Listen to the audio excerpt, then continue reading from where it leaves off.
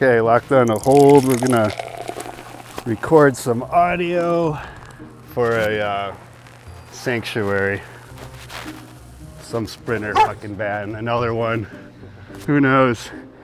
All right, before we head over there, let's take a look at this mess. So this is the cord going up to the top of the Alaskan for all the 12 volt in the top, and I'm wrapping up the power here. That's going to be an Anderson cable, and this is going to connect to the vehicle. So this is going to get the DC to DC charge line coming from the starting battery. And then this is your running lights, everything. I actually hid an extra wire in here. The tapes have loops on them so you can undo it.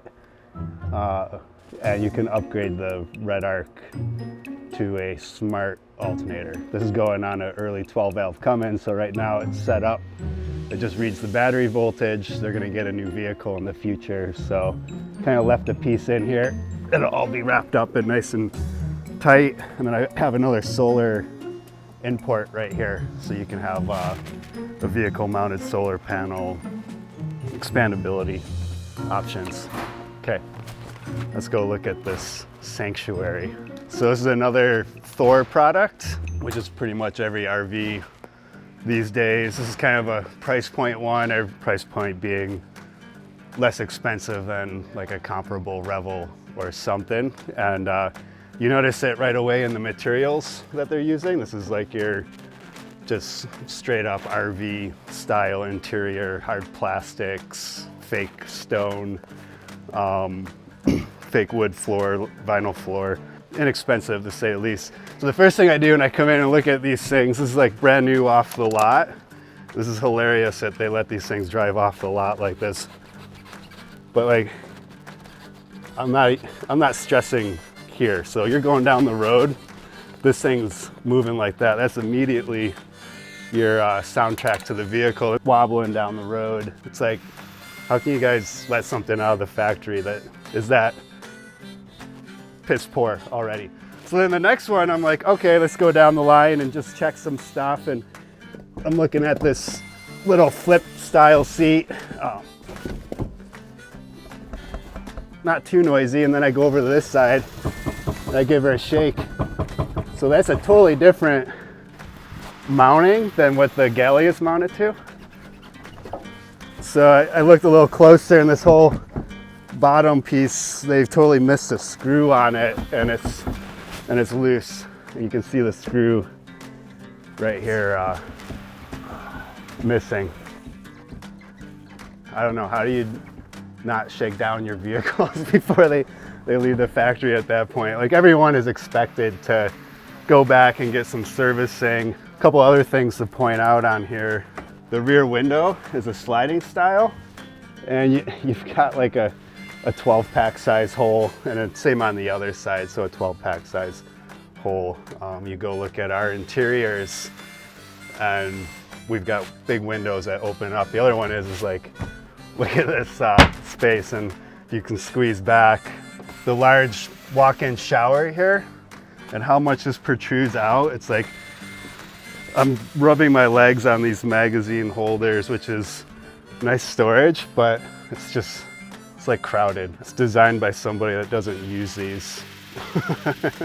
There's your Sanctuary. Let's look underneath it. Supposedly powering it, you've got your reliable system on it. It's kind of interesting that this one, they use propane on it. So here's your propane quick connect mount. Like, I just bent it with my hand, but there's just some weak steel. Like, it looks all burly. And then when you look on the back side, it's like a little 1.5-inch piece of steel holding this piece off. So that's kind of guaranteed to rip off. This is nice that they did propane. This is a remote hookup for it, and the tank's back behind the axle. It's kind of a cool way to go about it. But then they've got this big Lion Energy battery bank. So I don't know what they're running for heat. It could be propane, which they've got propane to support that, and then they have propane for their range, probably water heater as well. But then when you got the big battery bank, it's like, why have a ton of propane when you can burn the vehicle's fuel for a power source. You know, it's like space. You saw how big that bathroom takes up. This is all space here that could be used. Also, the Li-ion battery bank is in a steel box, and our clearance is reduced to, I would say, like maybe 14 to 16 inches right now off the back. And that's all your departure angle area. So it's just your batteries are located in a spot that is, they had to really reinforce it to house them. They're sitting lower. So yeah, we'll tuck these wires up out of the way. These look like the remote wires for the propane tank. Pretty much what I would call a rat king here. You familiar with that? But a rat king is actually a bunch of rats that tails are tangled up and they can't separate themselves, and they're living together stuck in this tangled mess. You can take a look at some of this wiring we got here, all in an exposed spot, all kinds of loom. The zip ties are sharp. I've got exposed wire back here by the tire, and also some wires with good kinks in them. So not exactly ideal for long-term RV experience ownership. And you can actually see, like right here is a spot on the loom where something has tried to grab a hold of this, and something actually pushed it and deformed it. So the loom's doing its job and we'll get it tucked up, but it probably shouldn't be hanging down low. Likewise, here's this 90-degree turn there. Everything else is looking okay, but you know, look at that. That's just like ready to get ripped out and dragged down the road. We'll look underneath here. Immediately there's a wire hanging down pretty much below the axle that hasn't been zip tied and tucked up. There's all kinds of good stuff to point out. I'm not sure what this is, but it's straight up dangling.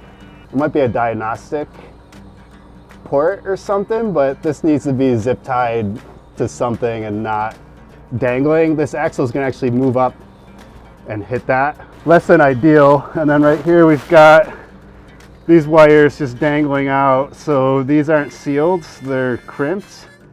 And I've got some exposed conduit hanging out of there. It's probably a ground wire, so it's not the end of the world. But these are guaranteed going to corrode and fail within 4 years. Maybe sooner, depending on where this gets dragged to. That loom is all brittle here already, it's falling apart. Can you see this here?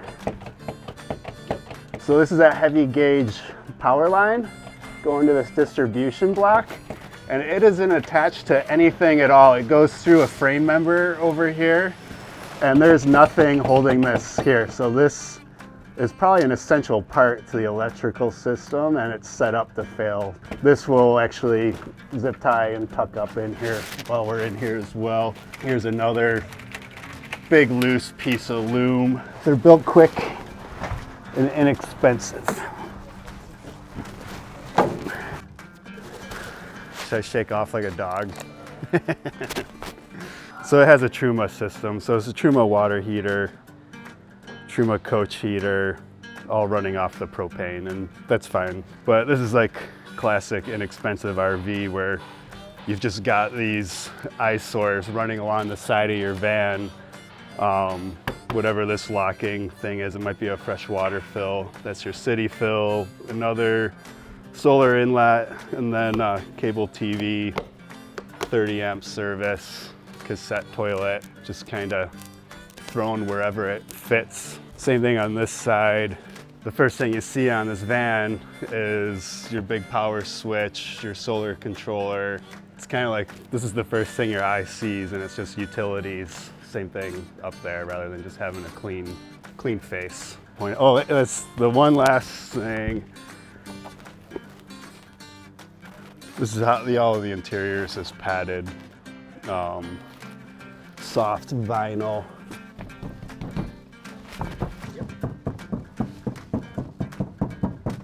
So when you're driving, you can actually see it moving like all the way down the line. Like, that's all creating noise, vibration, harshness, awfulness. Let's go tap on our wall kits. Same thing with the doors. Quite a bit more expensive, yes, than the Sanctuary, so not comparing apples to apples, but this is like a coach-built, high-quality system where our walls are quite a bit thicker, and they're going to absorb that sound and those vibrations as you're going down the road. Also, you can see the windows that we have quite a bit bigger, and you can just see right down this van. It's spacious and open, not cluttered with all the RV junk. Using the fuel systems and the electrical systems that are built into it a little more efficiently, I think, than some of these other RVs. What do you got for an ending? We got to think about those before we get to this point.